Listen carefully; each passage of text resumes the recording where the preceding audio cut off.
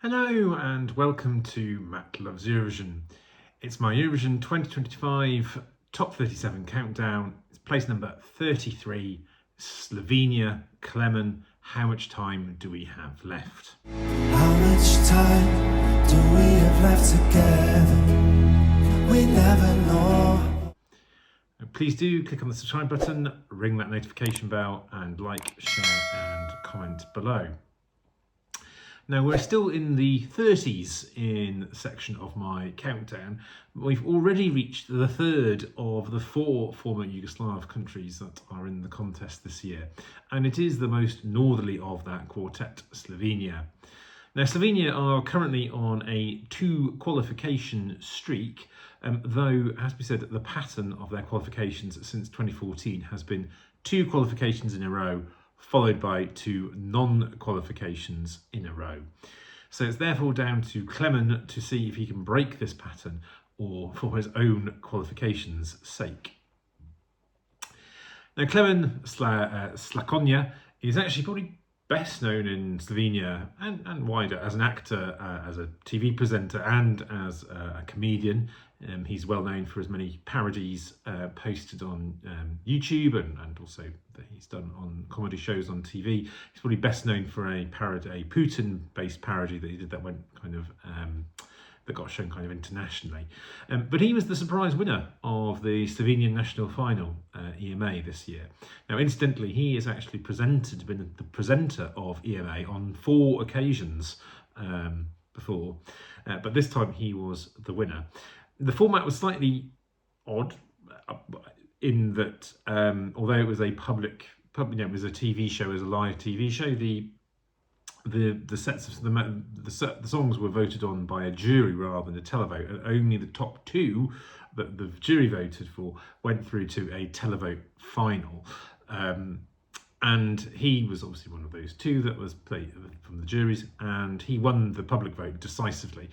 Perhaps not surprising, given how well, obviously, he must be very well known in Slovenia, and also the subject of the song being both very personal and kind of emotional. Now, How Much Time Do We Have Left is an English language ballad and tells the personal story and struggle of Klemen's family. When his wife, I believe, was diagnosed with cancer, very unwell. Pleased to say she obviously has recovered. He is the sole writer of the song, which is very unusual for Eurovision songs, because normally there's at least 2 or 3 or sometimes even more behind it. Although he's the sole writer, he did have some assistance, obviously, on the producer side, on the production side.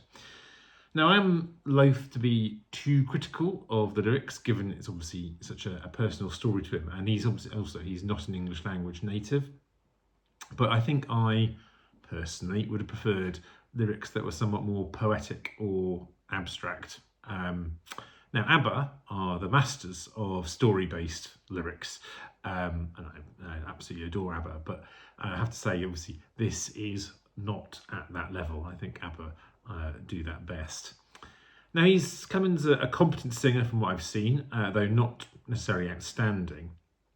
And aside kind of from my views on the lyrics, there just isn't, for me, there isn't enough for this to sort of stand out from being a pretty conventional ballad, not spectacularly sung, and just in terms of its journey, I would say it struggles to hold my interest, or in terms of in my memory. Now, I'm somewhat aligned with the Eurovision scoreboard, I guess, because the Eurovision scoreboard has this quite low. But this doesn't mean it's necessarily without a chance of qualification, because while the betting odds do have this as a non-qualifier, it's not the kind of least likely qualifier from the semi-final that it's in, and so there is still a chance there. Now, in How Much Time Do We Have Left's favour, it's really the sole ballad in all of semi-final 1, and it's the only song in that first half that is fully in English. Now, Estonia's is partly in English, partly in, well, sort of Italian. But this is the only one that's kind of fully in English. And the genre of the song, the subject, the uniqueness in terms of this particular semi-final, all points in its favour. Counting against that though, is that this is in one of the 2 worst performing spots in terms of running order, in terms of for qualification records. Second and third in the running order are the worst. This is third in its running order. And it also has to be said that no English language Slovenian song has qualified since 2015. All of their qualifications since 2015, all four of them, have been in Slovenian. I still think Klemen has an uphill battle to qualify, to escape that Slovenian 2 on 2 off qualification pattern, but it's definitely not something to rule out.